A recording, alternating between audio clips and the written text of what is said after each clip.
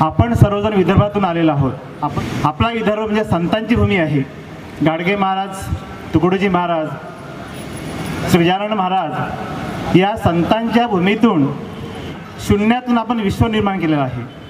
शून्यातून विश्व निर्माण करतानाच विदर्भ वैभव मंदिर हा मोठा भाऊ आम्ही त्याला राम म्हणतो आणि विदर्भ समाज संघ हा लहान भाऊ लक्ष्मण आहे. राम आणि लक्ष्मण हे दोन्ही भाऊ सोबत जात आहे, त्याला आपण पॅरडल म्हणतो. ह्या दोन्ही संस्था एकमेकांच्या सहकार्याने अतिशय चांगल्या प्रकारे कार्य करीत आहे. माझे असे योग आहेत की आजच त्यांना बघण्याचा योग आला. मी कधी अंजनगावला त्यांच्या मठामध्ये 2-3 वेळा गेलो, परंतु भेट होऊ शकली नाही. आणि आज आपल्यामध्ये ते आलेले आहेत.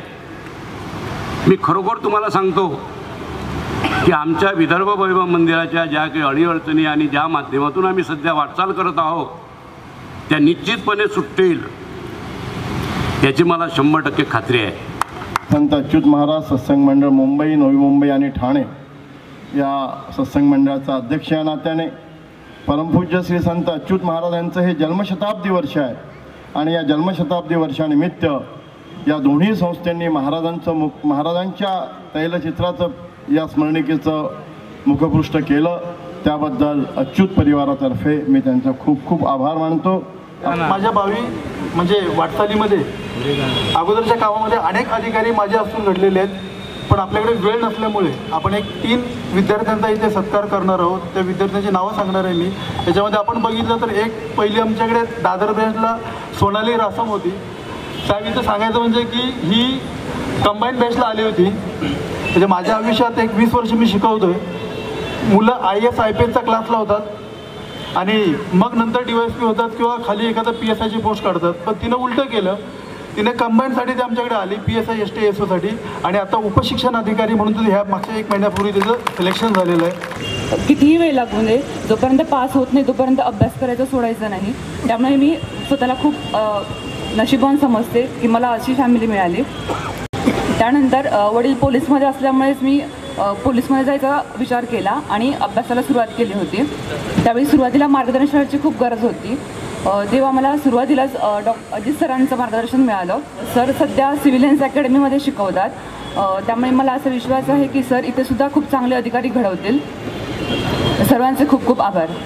मी सरांचा आणि सगळ्यांचा जसा विश्वास आहे की पुढे जाऊनही मी प्रशासनामध्ये चांगलं काम करेल आणि त्यासाठी सगळ्यांचे आभार. 27वं स्नेहसंमेलन आहे आणि त्यामध्ये आपला जो सिव्हिलियन अकॅडमीचा जो उद्घाटन सोहळा पार पडलेला आहे आणि त्यामध्ये आम्हा 3 अधिकाऱ्यांना आमचा जो कौतुक सोहळा आयोजित करण्यात आला त्याबद्दल मनापासून सर्वांचे धन्यवाद.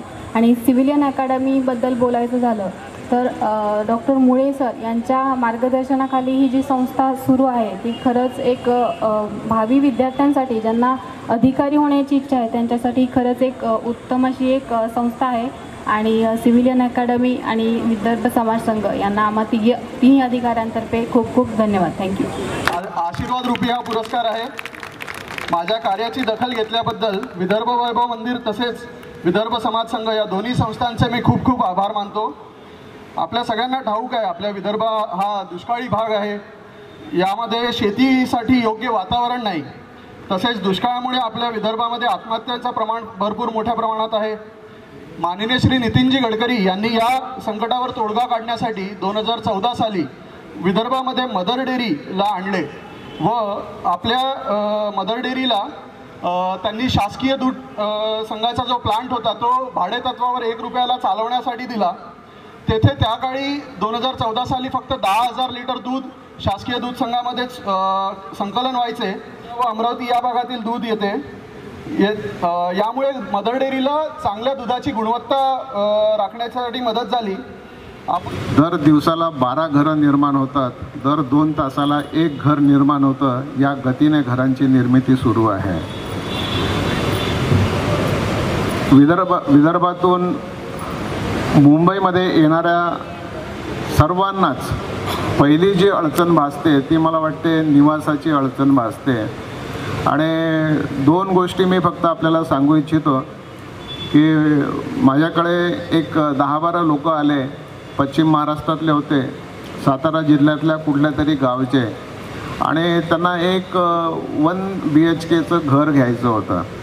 त्यांना मी विचारलं की तुम्ही 1 BHKचं घर घेताय, इतकी 10-12 मंडळी कशासाठी तुम्ही आलात? तर ते म्हणाले नाही, आमची संघटना आहे, आम्ही या अमुक गावचे आहे आणि ही खोली जी आम्ही घेतो आहे ही आमच्या गावकीची खोली आहे.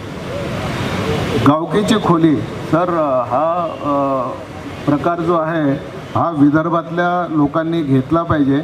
आपण महत्त्वाची मंडळी या मंचावरती बसलेली आहे. सगळी जे नावं घेत नाही. 9:30 वाजले ते पोलीस बाहेर दिसून राहिले. मला 10 वाजाची वाट पाहून राहिले. बहुतेक ते 10 वाजले की अंदर येतील. काय हरकत नाही. दरवर्षी हा कार्यक्रम होते असं मला इथं सांगितलं. असा करत जा, तो लय गरजेचं आहे. कारण काय आहे का आपले लोक लय शाही आहेत. शाही म्हणजे शाहीने नाही, काय म्हणते त्याले, लाजाळू आहे. लाजाळू आपले लोक लय लाजाळू आहेत. पटापटा बोलत नाहीत, काही कुठं घुसत नाहीत. असते का बस भेटन काय, रस्ता सापडन काय, इथं तो माणूस भेटनच काय, आणि तो नाहीच भेटला तर मग आपली खेपच वाया जाईल. असे असंख्य प्रश्न आपल्या विदर्भाच्या लोकांच्या डोक्यात आहेत. मागे वाटून आलं का गीतानाथ महाराज या ठिकाणी आलेले आहे. अंजनगावचे आहे आणि माझा जन्म पण अंजनगावचाच आहे. त्यापेक्षा ह्या सगळ्या मंचावर उपस्थित असलेले आमचे जे विदर्भ समाज बांधव जे आहेत त्यांना देणं गरजेचं आहे असं मला या ठिकाणी सांगावंसं वाटतं की न चुकता कुठल्याही परिस्थितीमध्ये आपल्या विदर्भातील जनतेचं आणि प्रामुख्याने विदर्भातील जे तरुणी आहेत आणि जे विदर्भाचं वैभव आहे त्यांचा मुंबईत आल्यानंतर, ठाण्यात आल्यानंतर जो सन्मान करायची त्यांची इच्छा असते, ती इच्छा काही पाठबळ नसताना सुद्धा ते पूर्ण करून घेतात. त्याबद्दल त्यांचं जेवढं कौतुक करावं तेवढं मनापासून मी कौतुक करतो. आमच्या विदर्भातल्याच म्हणजे अकोल्याच्याच रणजित पाटलांच्या मुलीबरोबर झालं. त्यामुळे माझी आईची जी इच्छा होती ती पूर्ण करायचा मी प्रामाणिक प्रयत्न केला आणि अतिशय चांगली म्हणजे 2 मुलं असताना सुद्धा मुलीचं जे दुःख होतं ते त्या माझ्या सुनेनं भरून काढलं. त्यामुळे विदर्भातली सून घरामध्ये आहे याचा सुद्धा अभिमान आहे. परत एकदा मला या ठिकाणी आमंत्रित केलं आणि ज्या पद्धतीनं सन्मान केला त्याबद्दल आपल्या सगळ्यांचा मनापासून आभार मानतो. परंतु आभार मानत असताना पुढल्या वर्षीची पुरणपोळी मात्र गजानन नागे असे मध्ये मध्ये डायलॉग मारतात की समोरच्याला ते घरी गेल्यानंतर कळतो की गजानन नागेने अशा पद्धतीचा डायलॉग मारला. त्यामुळे डायलॉग मारायची गरज नाही, आताच जाहीर करून टाका. माझ्या आणि हावरे साहेबांच्या वतीनं मी पुरणपोळीच्या तुम्हाला शुभेच्छा देतो. धन्यवाद. जय हिंद, जय महाराष्ट्र, जय विदर्भ.